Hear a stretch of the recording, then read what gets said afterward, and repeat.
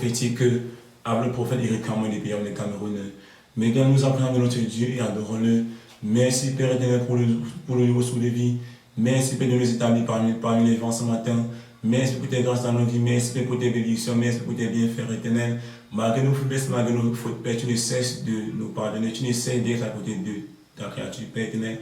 Voilà pourquoi éternel, avec que l'adoration, la gloire te revient pour les siens et ses camels. Oui, mes frères et sœurs, nous avons ainsi prié le Dieu d'Abraham, d'Isaac et Jacob, que pour la voir, pour contempler son visage, il faut passer par le baptême, en attendant de Jésus et en restant dans ses lois et ses ordonnances afin de contempler son visage. Oui, mes frères et sœurs, le thème de cet enseignement, c'est pourquoi combattre la prophétie. C'est la prophétie dans l'église de Dieu. Après avoir prié le Seigneur, en songe quoi, en songe il y avait une femme devant laquelle il y avait un gros trou.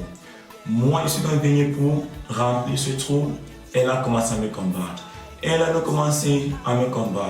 Et le thème de ce songe, c'est dans une prophétie que tu peux transmettre à quelqu'un. Et la personne te combat. La personne te dit, qu'est-ce que tu veux me montrer? La personne t'insulte. Or, c'est une prophétie qui vient de Dieu. C'est une prophétie que Dieu t'envoie. Va transmettre cette prophétie à telle personne afin qu'elle se repente. Et elle a commencé à m'insulter en songe. Comme à nos jours, quand tu transmets une prophétie à quelqu'un, à nos jours, il te simplifie. Il vous te simplifie, il te minimise et il demande que toi, qu'est-ce que tu veux l'enseigner? Or, c'est Dieu qui envoie son prophète transmettre la prophétie. Consultons dans le livre, dans le livre prophétique pour enfin comprendre le but de la prophétie, pour enfin comprendre comment Dieu travaille dans l'église, pour enfin comprendre comment le Seigneur travaille dans l'église. Prenons nos Bibles prophétiques. 1 Corinthiens 14, 3. Qu'est-ce que le Seigneur nous dit? 1 Corinthiens 14, 3. Celui qui prophétise, au contraire, parle aux hommes. Il édifie, exhorte, réconforte.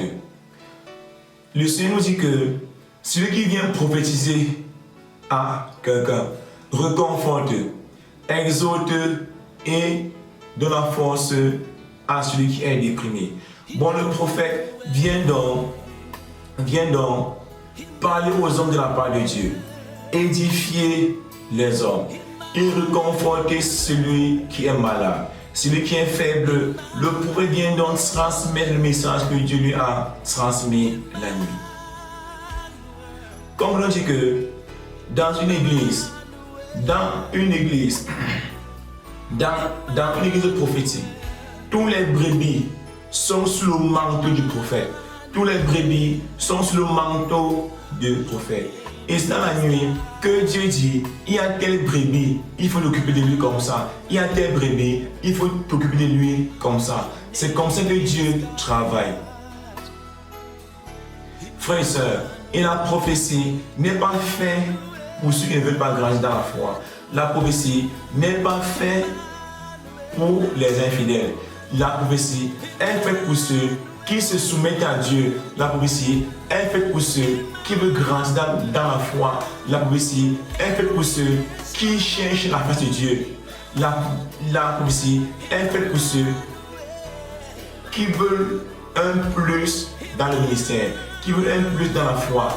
La prophétie n'est pas faite pour le païen. Parce que le païen te dira, qu'est-ce que tu veux me montrer? Tu veux m'enseigner quoi? Tu es venu quand? Tu as grandi dans la foi quand? Ça sont des chrétiens ingrats. Ça sont des chrétiens païens. Ça sont des chrétiens possédés. Ceux qui critiquent la prophétie à nos jours sont encore possédés. Le Seigneur nous redit bien, la prophétie est faite pour le croyant. Quand nous consultons nos livres prophétiques, 1 Corinthiens 22. 1 Corinthiens 22. J'ai pu avancer l'écriture. La prophétie, elle n'est pas faite pour les infidèles, mais pour les croyants.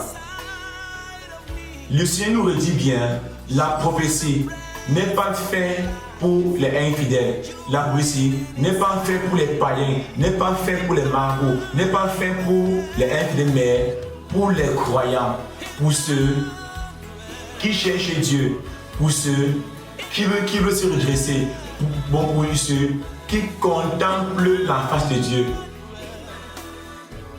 La prophétie est faite pour eux.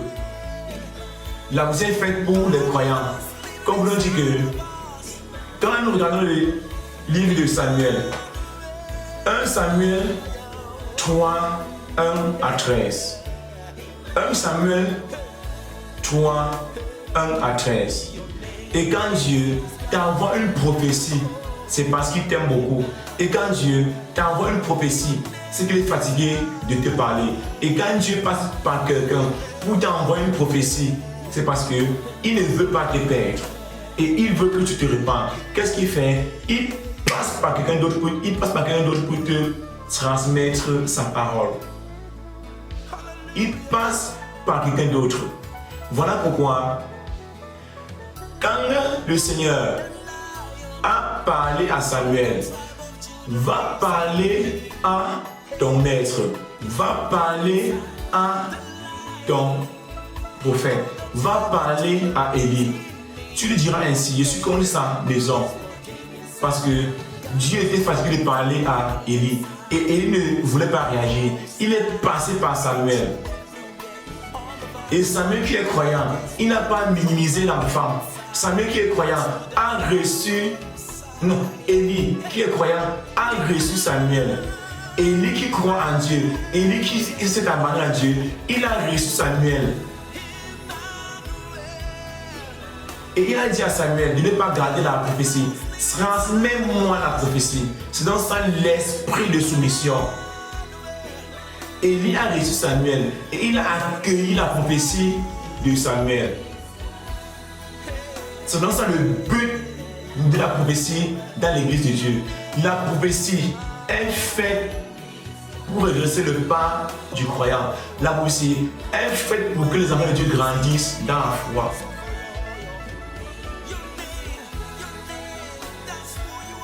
Et quand Dieu envoie son prophète, il a envoyé parce que le Seigneur m'a reparlé de ce sujet.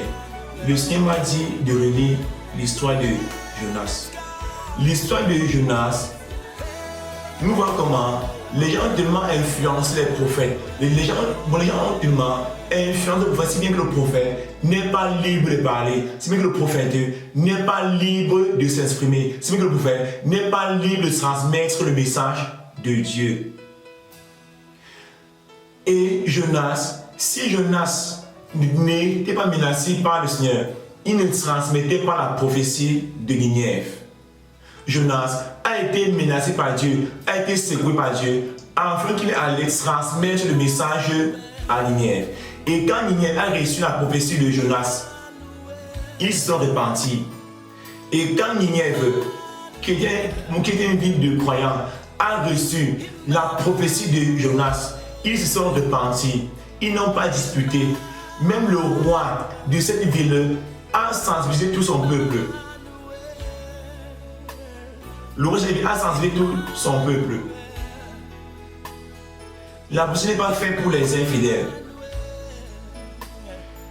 Elle est faite pour ceux qui veulent se repentir. Elle est faite pour ceux qui veulent grandir dans la foi. Elle est faite pour ceux qui ont la prophétie. Elle est faite pour ceux qui veulent avoir un plus dans la foi. La prophétie est faite pour ceux qui recherchent le don de prophétie. Ça, c'est un grand secret que je vous dis, mes frères et sœurs. La prophétie est faite. Bon, quand on t'envoie une prophétie, si tu reçois la prophétie, normalement, tu reçois le don de prophétie. Si tu reçois le prophète, en qualité de prophète, tu reçois le don de prophétie. Voilà pourquoi Élie a dit à Élisée, si tu veux avoir mon manteau prophétique, regarde le ciel, tu vas prier Dieu afin de recevoir mon manteau prophétique. Et quand nous lisons les Saintes Écritures, du Seigneur de la Sainteté dit. Matthieu 10, 14. Matthieu 10, 41. Le Seigneur nous dit que celui qui reçoit un prophète en qualité de prophète recevra une récompense de prophète. Celui qui reçoit un juste en qualité de juste recevra une récompense de juste. Je reprends bien. Verset 41. Celui qui reçoit un prophète en qualité de prophète recevra une récompense de prophète. Frères et sœurs, je vous dis la vérité. Moi, j'ai reçu le don de prophétie avant mon baptême, avant l'imposition des mains.